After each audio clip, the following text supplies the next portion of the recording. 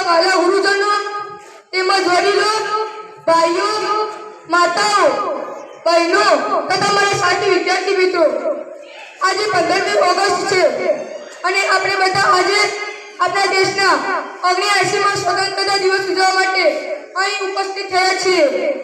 15 August 1947 ના રોજ આપણો દેશ બ્રિટિશ શાસનમાંથી આઝાદ થયો હતો। આપણા દેશને આઝાદી અપાવવા કેટલા સ્વતંત્રતા સેનાનીઓએ પોતાનું બલિદાન આપ્યું છે। એ બલિદાનોને કારણે જ આપણે સેંકડો વર્ષો પછી આઝાદી મેળવી શક્યા છીએ। આજે આપણે જે ત્રિરંગાની છાયામાં ઊભા છીએ તે આપણને જીવન જીવવાની સાચી રીત શીખવે છે।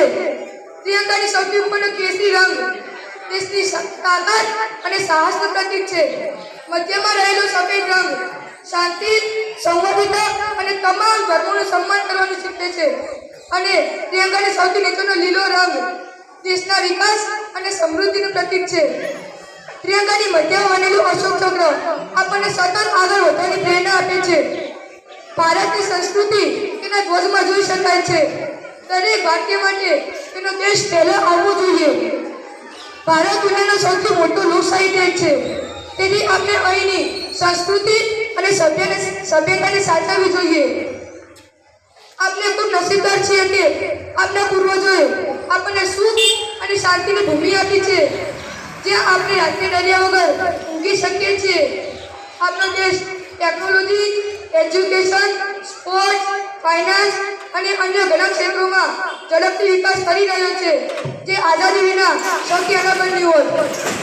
આપણે આઝાદ ભારતના નાગરિક તરીકે દેશની એકતા અને અખંડિતતા જળવાઈ રહે એ આપણી ફરજ છે।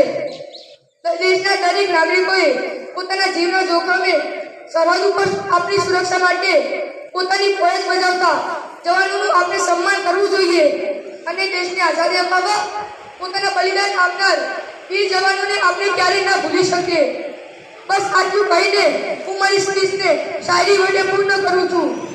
वतन वालों वतन ना बेच देना, ये धरती है चमन ना बेच देना। वतन वालों वतन ना बेच देना, ये धरती है चमन ना बेच देना। शहीदों ने जान दिए वतन के वास्ते, शहीदों के कफन ना बेच देना। गूंज रहा है दुनिया में भारत का नगारा, चमक रहा आसमान में देश का तिरंगा। गूंज रहा है दुनिया में भारत का नगारा, चमक रहा आसमान में देश का तिरंगा। आजादी के दिन आओ मिलके करें दुआ, बुलंदी पर लहराता रहेगा देश का तिरंगा।